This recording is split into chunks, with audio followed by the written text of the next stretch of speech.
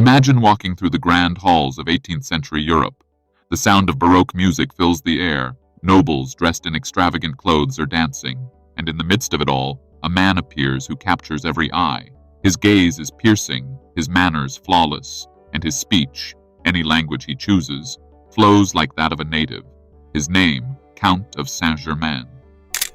But he was not just another aristocrat. Rumors claimed he never seemed to age, as if time itself had no claim on him. Some said they had seen him decades earlier, unchanged in appearance.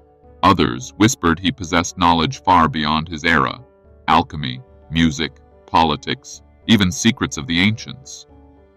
So who was he? A brilliant polymath? A master trickster? Or, as some dared to believe, a man who had crossed the line between mortality and immortality? From the very beginning, the Count of Saint Germain defied classification. Some nobles swore he was the son of a Transylvanian prince. Others insisted he was born in the late 1600s, which, if true, would make him well over a century old when he appeared in Parisian courts. Reports surfaced that he had personally met figures long dead, or recalled events centuries before as if he had been there. While skeptics laughed at such claims, one detail was undeniable. His appearance never seemed to change. Whether he stood before English lords or French kings, he carried the same youthful face, the same sharp eyes, untouched by the passage of years. And so, the question echoed across Europe. Was Saint Germain a master of deception, or had he truly unlocked the secret of immortality? The Count moved effortlessly through Europe's grandest courts, London, Paris, Versailles, appearing always as a man of means and mystery. He spoke fluent French, German, Italian, Spanish, even Sanskrit, with the ease of a native. Musicians claimed he could compose symphonies rivaling the masters. Alchemists whispered that his laboratories produced not only jewels, but potions of longevity. Yet wherever he went, confusion followed. In London, they said he was an exiled Spanish noble. In Paris, some swore he was the illegitimate son of a royal. In Vienna, they whispered he was centuries old. Nobody could agree on his origins, his fortune, or even his true age. What united all accounts was this: he was a man who belonged everywhere and nowhere, an eternal guest in Europe's most glittering halls. If you've made it this far, you're one of the rare seekers who refuses to stop at the surface. Support the channel by liking this video, subscribing, and sharing it with someone who craves the hidden truths. Together, we'll continue uncovering the mysteries history tried to bury. Everywhere the Count of Saint Germain appeared, stories followed. In the salons of Paris, he discussed politics with kings and philosophers alike, moving with ease between royal intrigue and enlightened debate. In London, he was said to have brokered financial secrets that baffled even the shrewdest bankers. Some whispered he never ate in public, surviving on mysterious elixirs alone. Witnesses swore they saw him dressed in fashions a century out of date, yet his face remained unlined, untouched by time. In Vienna, aristocrats believed he had once dined with their great-grandfathers, and looked exactly the same. Letters from ambassadors, diaries of noblewomen, even skeptical officials all record the same paradox. A man who seemed untethered from the ordinary march of years. Whether a master spy, a shrewd diplomat, or something more unearthly, the Count left behind not just rumors, but a trail of awe and fear. Behind the glittering salons, Count Saint Germain was said to retreat into his private laboratories. There, by candlelight, he worked not as a courtier, but as an alchemist. Witnesses described him melting metals, refining gems, and whispering formulas that seemed older than memory itself. Diamonds, they claimed, could be made brighter by his hand, as if he knew how to coax light from stone. But most alluring of all was the rumor of an elixir, an immortal draught that granted health, youth, and longevity. Nobles begged for a drop, yet Saint Germain never revealed his full secret. Some believed he had tapped into the hidden laws of nature, blending science with magic, chemistry with mysticism. To skeptics, it was clever trickery. To believers, it was the touch of the divine. His experiments blurred the line between laboratory and temple, between science and sorcery. And in that blur, the legend of Saint Germain only deepened.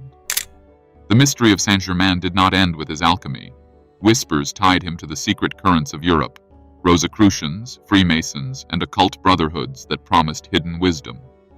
In candlelit lodges and secret chambers, his name was spoken as one who held the keys to ancient mysteries. Some claimed he had knowledge passed down from Atlantis, others that he guided esoteric orders behind the scenes.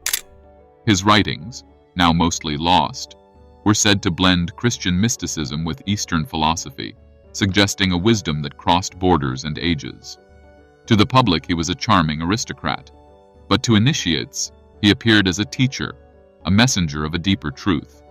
Whether fact or myth, his presence in these secret traditions elevated him from eccentric nobleman to timeless adept.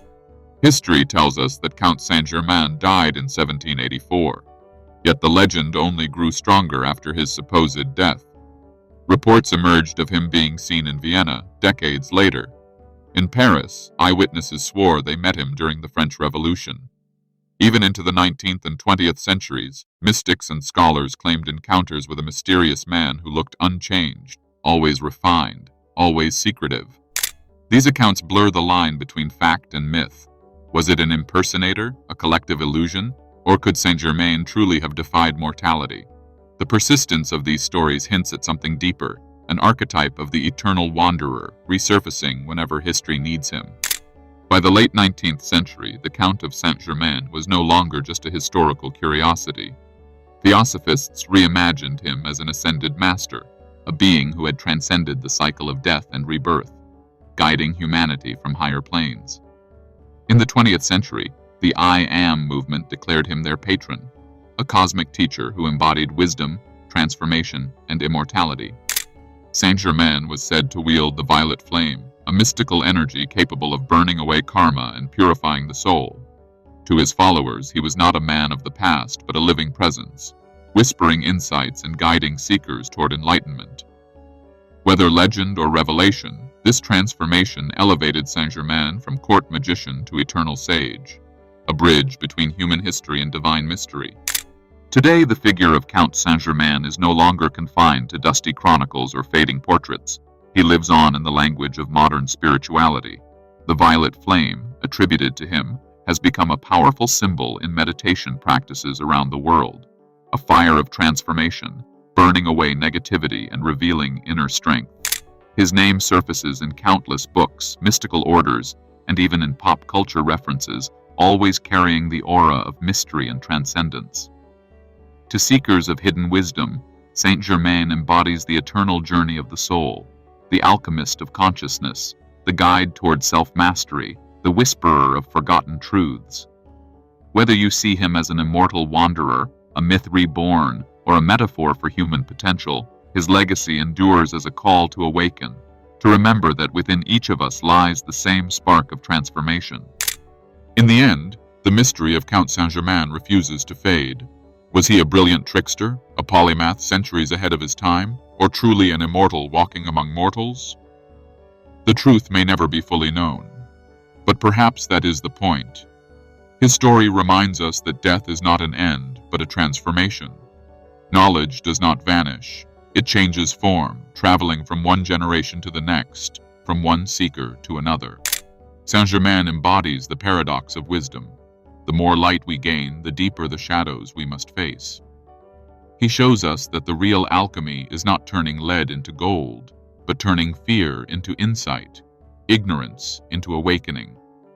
Whether legend or reality, his figure stands as an eternal mirror, inviting us to ask not who he was, but who we can become when we embrace the mystery of our own existence. If Count Saint Germain truly conquered death, do you think he was a fraud, an immortal alchemist, or something else entirely?